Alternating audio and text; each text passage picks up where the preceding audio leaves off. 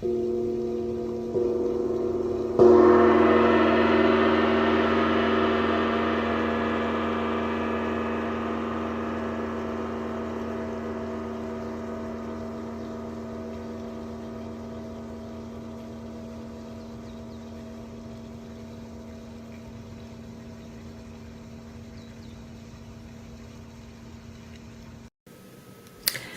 morning. Hello. Aloha. Ciao Bella. Hey, all right. We are all here. I am so super grateful to have you here today. And I do have to apologize that our dear friend, our co-worker, Kim Mello, she is under the weather. And so, just for a moment, we're going to send out our gratitude and our love to Kim. So, but so instead of having Kim, we have another special guest to join us, which I'm so excited. All right, calm down, Rachel. So, this is going to be a very special episode. We are really excited to have Day Tay here with us. And before we get going, we're going to just send out our love and our compassion and great healing for Kim Mello because she is such a integral part of this. And we just hate it that she's not feeling well. She wasn't doing well last week and she's not gotten better. So, just for a moment, we're all going to open our hearts. And anybody who you are worried about, concerned about in any way whatsoever, physical, mentally, spiritually, we send this prayer out to them. So this morning we're going to just start by sending out our love and our gratitude and our capabilities of being co-creators in this plane as we think about that person. And let's just imagine them as though they are about 4 or 5 inches here in our heart. And we're sending that love through our heart to them. And we're seeing them wrapped in a beautiful golden white healing light. And it could be anybody, it could be an animal, it could be a house. And just for a moment, we're going to breathe through our heart and we're going to send them our love and our healing energy and our gratitude for them. You know, I'm going to stick my dad in here too. You all stick in who all you want to, who wants this healing and needs some love. Because we are surely grateful for all of those around us.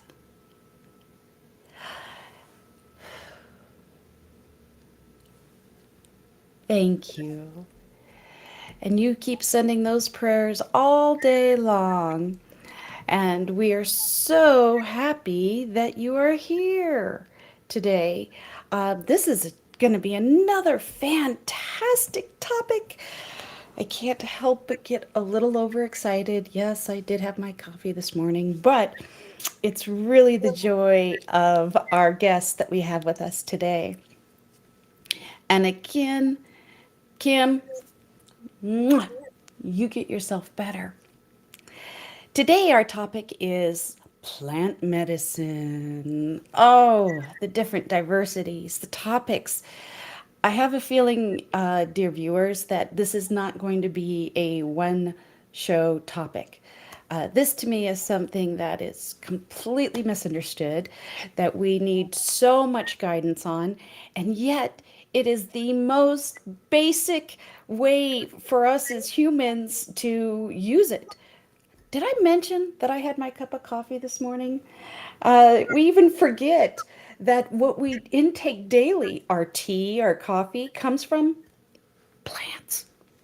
I know it sounds crazy that this is what it is that we are so used to in our daily lives, and yet somehow we have detached from the medicine. We've detached from the lessons that our wonderful nature has to teach us. And so I'm really excited to introduce our guest for this show, and I feel for some other shows upcoming. Good morning, Canella. Um, I am very grateful to bring Date on, and she is, well, I'll let you explain her title because I don't want to missay anything out of honor and respect. Uh, I accidentally, no, no accidents. I was fortunate enough to meet Date at a cannabis shop in LA. And she was doing her job, and I was doing my job. And we were sitting there patiently waiting to have a meeting. And I'm not going to say I was at the end of my rope, but I was not kind of, I was completely lost. LA is ginormous. And this little New Orleans girl here, uh, as much as I'm into hospitality and all my relationships and my corporate world life, was not prepared for the hustle and bustle of LA.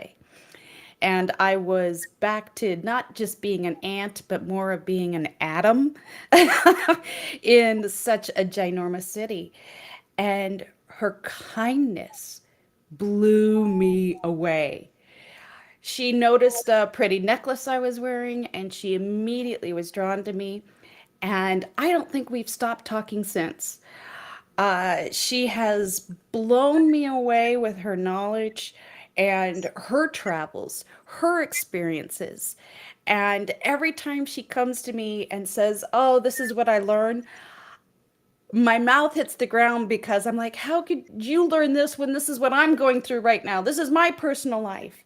And she constantly reminds me how we are all the same, that we all have the same thread of life. We truly do share the same soul. And it is just about our experience on earth. And what is the perspective that we're taking?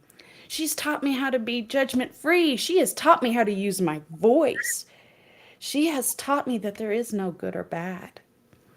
She's even taught me stranger things than that in the cosmos and understanding things that, well, someday I would love for you to read my book, From Bourbon Street to the 12th Dimension, because she really has helped me a lot with that.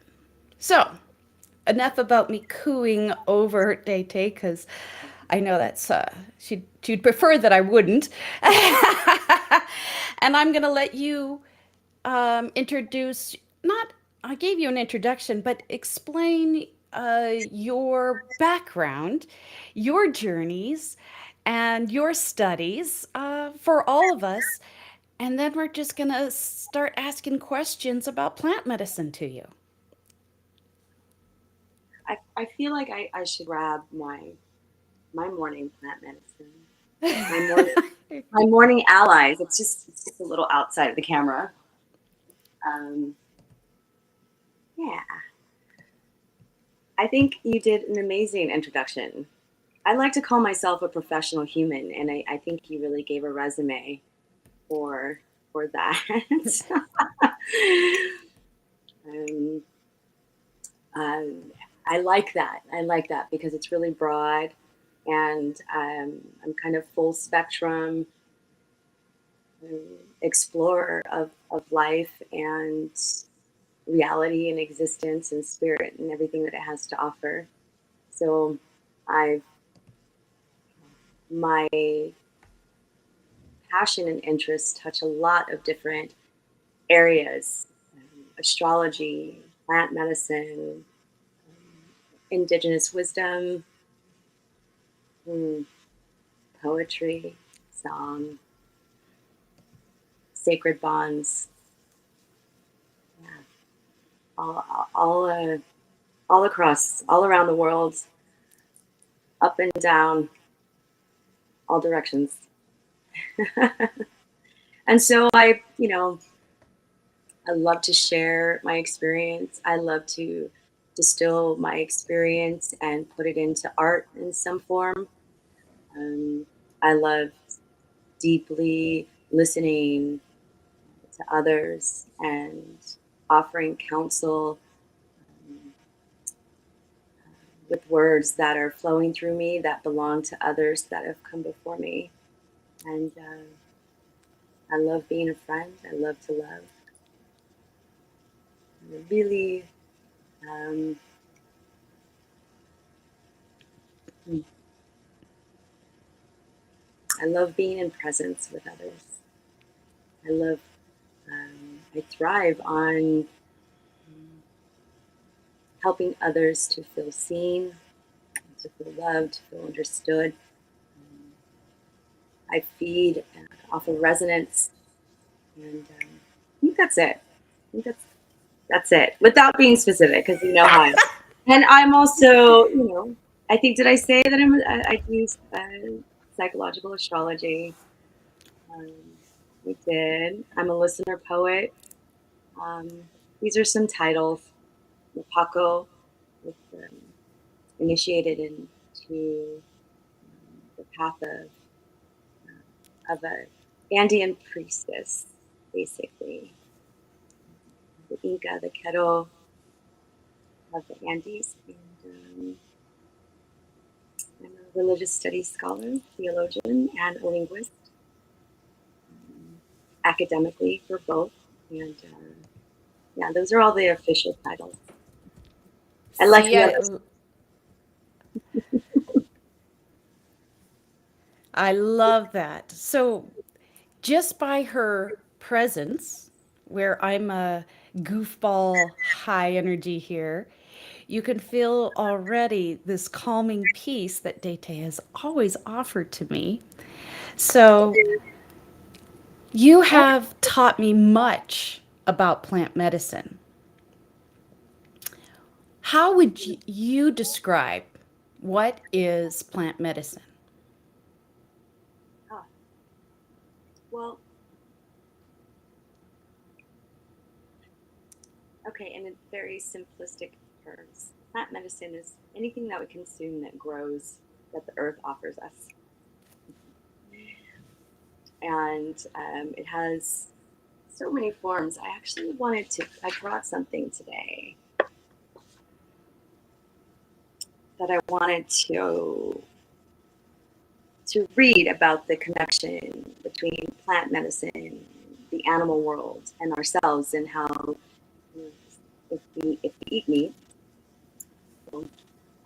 there is this where there is this connection between the vegetable world and animals, and then ourselves, and the alchemical relationship or the alchemical process that happens as the earth gives and the animals feed off the plant, and then we feed um, on animals, and we can also put ourselves in that relationship, in that sacred bond between the earth offering, us receiving, and us giving back, recycling in a sense.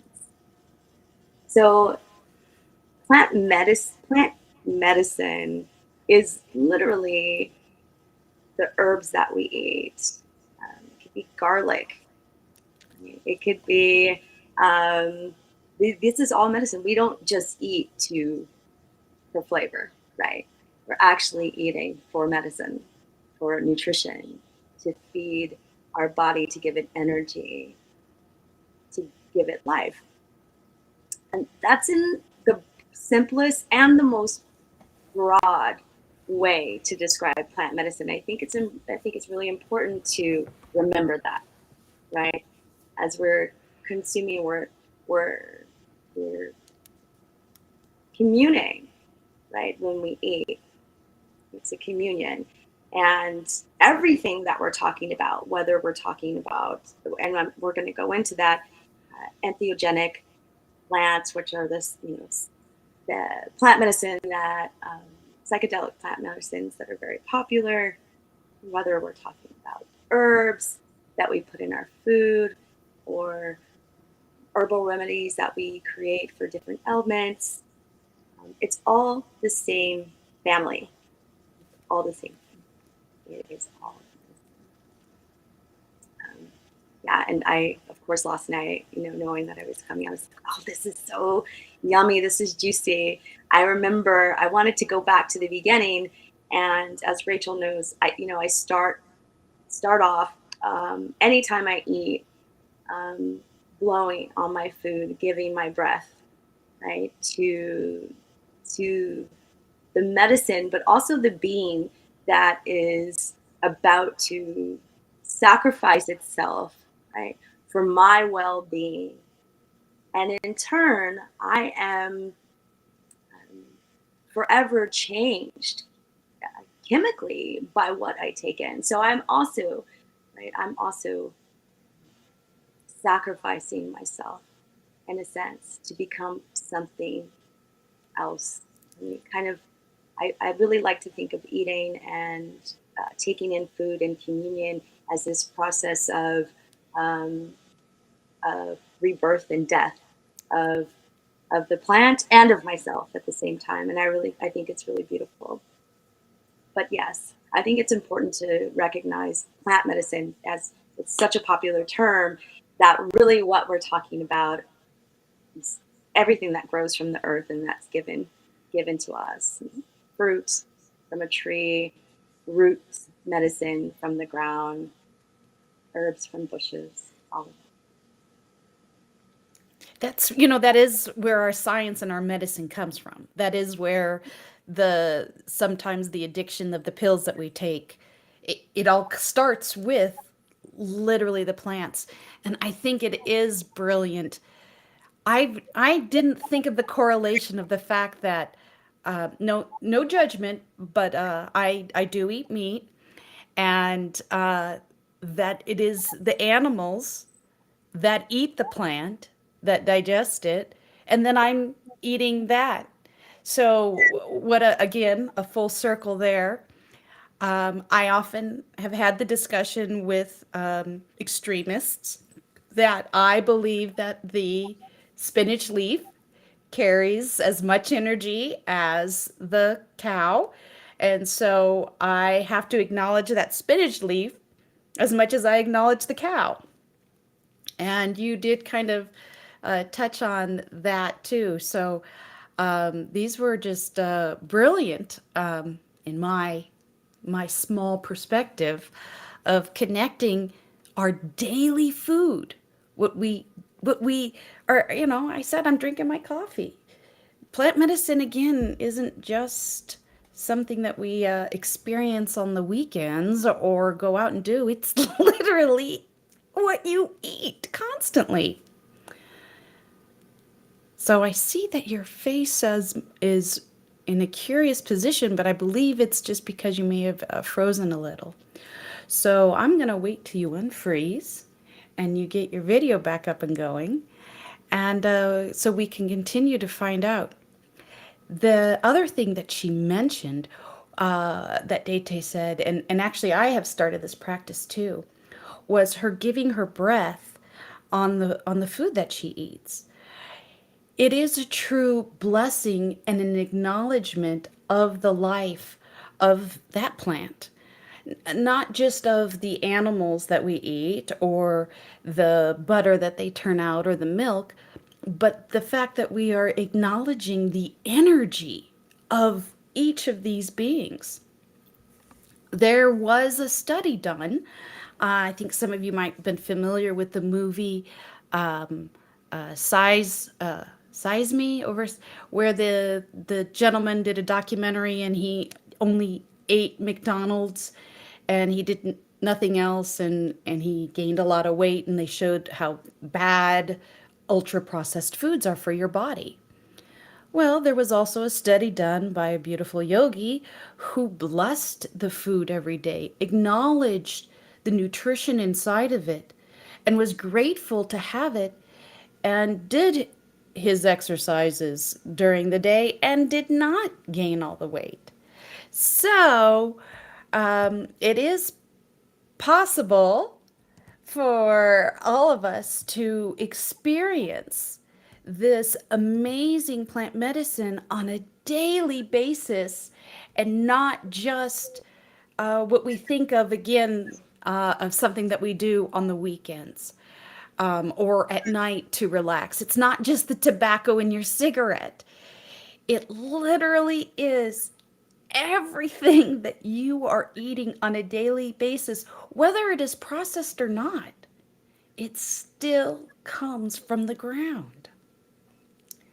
So, I just had to tell them a little bit more about how you expressed to me the energy of all food, whether it's ultra processed or not. It still comes from that medicine, that plant inside, and that your breath. Because I now bless my food before I eat it, and that was something that again I took away from you, because it does elevate how the nutrition is digested within my body, and it also shows my respect for Mother Earth, for what I'm eating.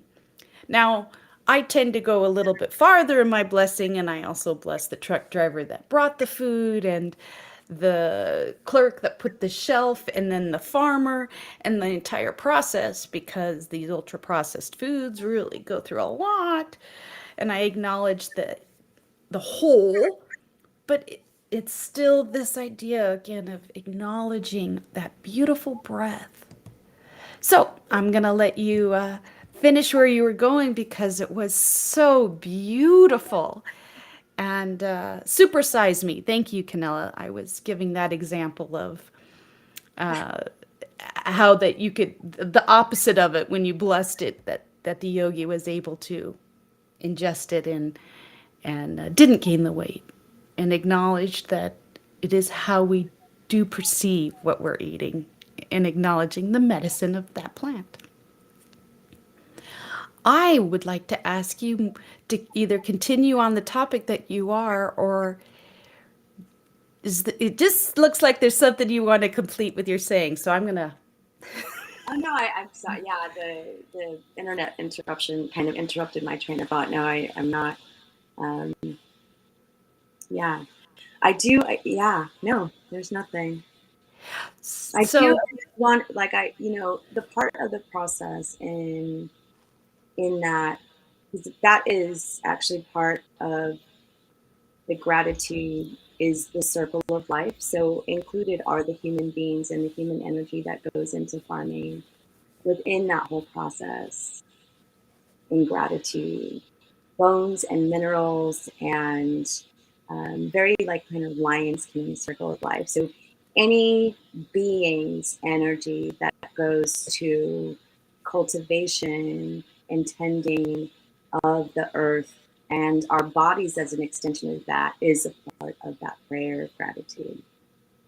So that also encompasses, yeah, the farmer, the tender, the driver, um, the person who works at the grocery store, um, all of it. And I think that's an important thing about touching on the connection between the earth, the plants, and the animals and us, right? Is there's this whole circle. Actually, I want to read something. There's a beautiful quote, and um, there's this company, as we're talking about plant medicine, that's called taproot.org, Taproot Medicine. And they are amazing and responsible tenders of plant medicine, specifically one for women and for gut health. And so I highly recommend the organization. It's taproot.org. And they're amazing. But I want to read this. It says, knowing that you love the earth changes you, activates you to defend and protect and celebrate. But when you feel that the earth loves you in return, that feeling transforms the relationship from a one-way street into a sacred bond. And it just um, speaks to what I hold in my heart so much in terms of this sacred bond when we um, uh, when we love Earth and then accept the fact that the Earth loves us, it is fulfilling us as well. And yeah, um, I just love that so much. And I saw that yesterday on Taproot. And it's a quote by Robin Kimmerer, and she's one of the harvesters for their wild herbs that they use in their elixirs and their offerings, which are really beautiful. You were telling me once the the maiden, the crone. Yeah, they they it's called is that one called Taproot? Yeah, it's the Mother Maiden Crone. It's an elixir that I do every morning. It's by Taproot Medicine. It has the yummy, um, all the yummy, all the plant. I was like, plant medicine. I'm saying it a lot, and I want to give specific herbs, but then I also don't want to get that will like there's so much to talk about, and this is what I said yesterday. I was like this is so broad, but it's for basically rewilding of our bodies as women. They have a proprietary blend that they made for the Mother Maiden Crone to bring balance in, to help our hormones balance out and go through our day with a sense of ease and nourishment. It's very nourishing medicine to use. Rewilding? Yes. What's rewilding? Like, you look so mischievous. Oh, rewilding really is a connection to our original nature, which is part of nature, an extension of nature. And in the modern world, we forget we've lived a very long time, human beings, dominating the earth as opposed to co creating and participating in the sacred bond, in our sacred bond relationship, as I mentioned. And so we we need to rewild. We need to embrace and nudge awake the sleepy, wild parts of us that are aspects of nature. And the modern people are very structured and you know um, and structure is fine. We need structure, but the creative aspect, our creativity, really comes out in the wild spaces and in the unknown, right? So rewilding is reconnecting to yeah, reconnecting to ourselves and identifying this body, this experience as an extension of nature, as an extension of Earth, and not something different or above, but Ca- part of an extension of. So, Can I ask you about a connection that you created for me through a cacao ceremony? sure. How what drew you to ceremonial cacao? Oh, cacao, also known as chocolate. Mm, this is just a wonderful plant ally. And it's I really thought about this last night. Like plant medicine, plant ally, these words, right?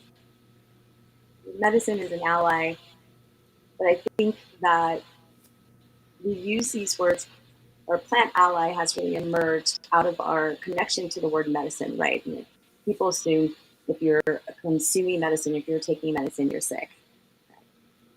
And that's not always the case, right? So I take my tap root, even though it's called tap medicine in the morning, I don't take it because something's wrong with me, right?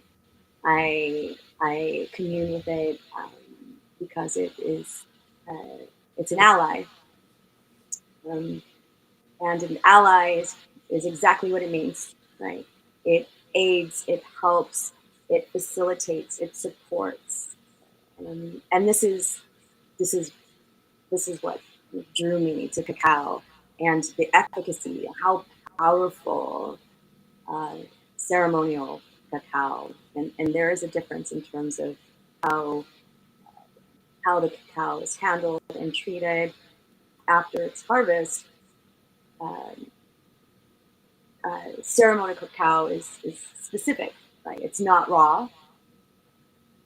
It's a theobroma seed that is um, hand toasted traditionally. Like if we look to the lands of the Maya, in Mayan tradition, and it's hand toasted until the cacao seed cracks, and then, all the good stuff is kind of released, and then you take it off. So it's not raw; it's heated just so. And yeah, first I was introduced to it in Guatemala, and there is at the time in early 2000s. Uh, at the time, there was, he's still there. His name is Dr. Keith. He is known as the um, cacao shaman, which is controversial because he's a Westerner that went to settle to the jungles of Guatemala, but is partly responsible for the movement, um, really moving out of the diaspora of Central America, which is where the cacao movement started. Although, um, and I don't mean started, like it was the first time cacao was used. Obviously, it's used by the people of those lands, but in terms of Westerners having access to the wisdom of this plant of cacao in the way that it does now, that kind of movement really was centered in Central America, and then it kind of went out from there. And uh, yeah, it was a practice of communing with cacao and using it as part of a way for bonding and connection within community as a facilitator of heart opening, sitting around the fire, negotiating with your relatives or your community about heart-centered issues, relational issues, issues of the village, of the community. That's was practiced in Central America.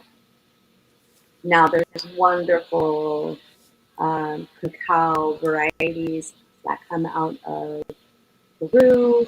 Um, I have been researching cacao coming out of the Philippines, which is where um, my mother's lineage is from, and um, it just hasn't been used traditionally in the same way as it was used in Central America. And I think that's an important part too.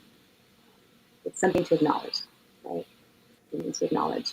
Um, but yeah, it is a powerful cacao is a powerful facilitator and heart opening plant. And yeah, so I sat for the first time, and I was there with a girlfriend um, who had been there doing a retreat with Las Piramides, and we met. There's a lot of travelers, a lot of seekers in Guatemala and Atitlan, the lake, and um, I think the first time I actually did, I communed with cacao was with this young man named Dante. And Dante was, uh, he studied under Dr. Keith, the cacao shaman, and he wanted to explore other ways of using cacao. So he was offering Kundalini with cacao, and it was like, oh, this is cool. Had no idea, right? So we started we're doing these kriyas, and we've like consumed so much cacao. These like huge, big, big, big cups of cacao. And one of the things that happens with like very strong cacao is your heart starts to race. Which Rachel known the first cacao ceremonies that I did was with the heart blood cacao, which is Dr. Keith's cacao. It's a Criollo variety. Sometimes you don't always know what you're going to get with that. as opposed to some more stable cacao varieties out there. But my heart was beating because we're doing we're doing all the kriyas and our breath work, and I'm just like, whoa! It was almost psychedelic looking at this beautiful lake in Atilan, and all of us doing our breath together, and Dante leading us in this heart opening and breaking down of obstacles, and I was blown away. It was like, this is from chocolate.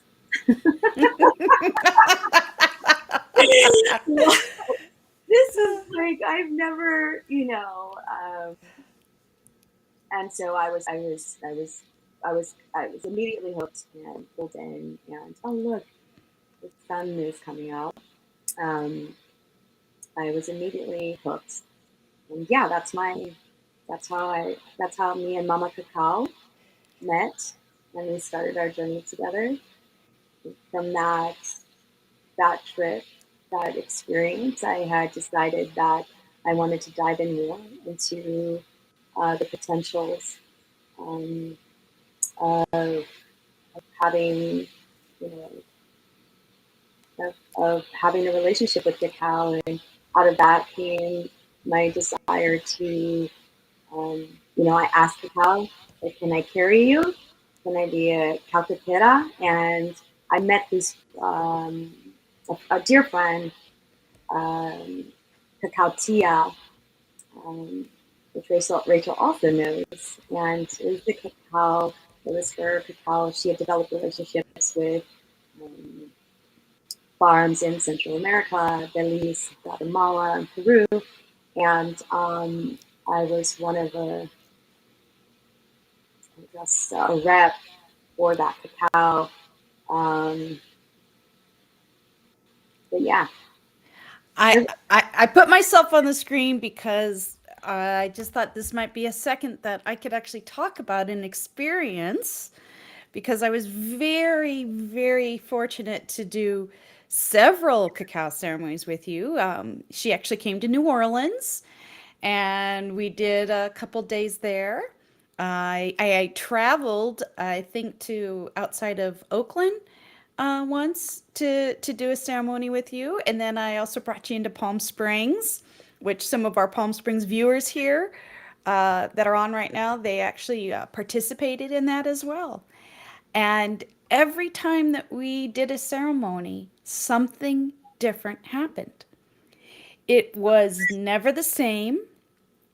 The lessons that I was able to integrate, I always felt what I would call, was an upgrade. The information and what I felt. I do remember, I think it was one that we might have done at my house, that the energy was so high and we were releasing so much that I turned around and I had a yard that was made of beautiful pebbles or stones, lots of little tiny stones, that all of a sudden, all of these little stones are laughing and giggling at me. And they each had a little face, and they were each talking to me. And I remember thinking, this is chocolate. You this is chocolate. This is chocolate.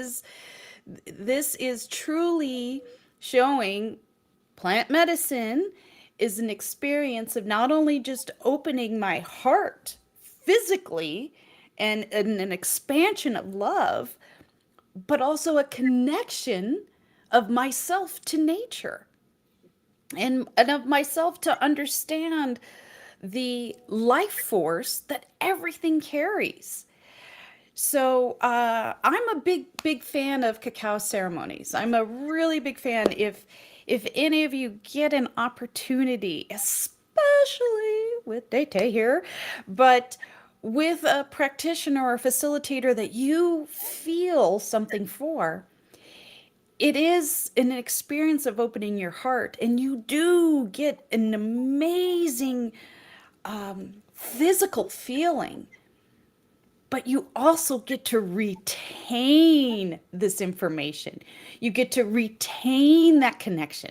Because after we did this ceremony and I was talking to every little rock in my yard, a day later is when I started talking to the screws in my kitchen cabinet. No, I'm not insane.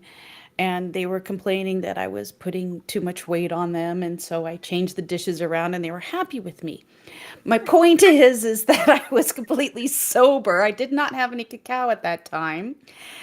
But the connection that the cacao brought to me was it was real. It wove into my being. It wasn't just an experience. It wasn't just a one-time shot. It was a true rewilding, as we discussed earlier, of my being. So, Dete, how could our guests find you if they would like to ask you more questions about this? I am. You can find me on Instagram. You can also Vite Soleil. You can go to my website, which is my first and last name and my moniker as well. So you can do diteblackshire.com. You can also go to ditesoleil.com. It will lead you to the same place. And you can also find me on Facebook.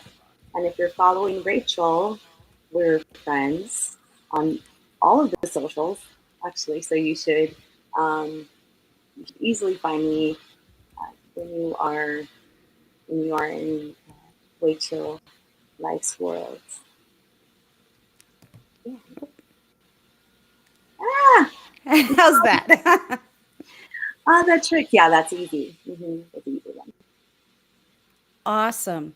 Um, and I know we're just talking today that we talked a little bit about cacao and the general plant medicine, but I would also like to invite you back because I think there's a lot of misinformation out there right now about other plant medicines, including but not limited to ayahuasca and psilocybin. And I really want your thoughts and opinions on this. So, next week we're going to have a sound bowl guest on. Would you consider coming back? Yeah, And I yes, I have so much to say on. Yeah, I have a message when it comes to entheogenic, which is plant medicine. For sure. because I do again feel that this is something that we really need to understand, not just as human beings, but particularly as Westerners. Our perspective sometimes gets warped by this lovely thing that we call capitalism, which leads to a lot of greed. And we have people who really just exist to create paths of money ways for themselves without respect of what other cultures, what the true medicine is for things, and how things really are made to help us and not set us into patterns of addiction and back down. So, because there's a lot of good in both of these, in all of plant medicine. In fact, it's all good. There is no good or bad, right? It is how we perceive it, how we experience it, and what our intentions are with it. So And I you will come love to back. add. I will. I will definitely come back.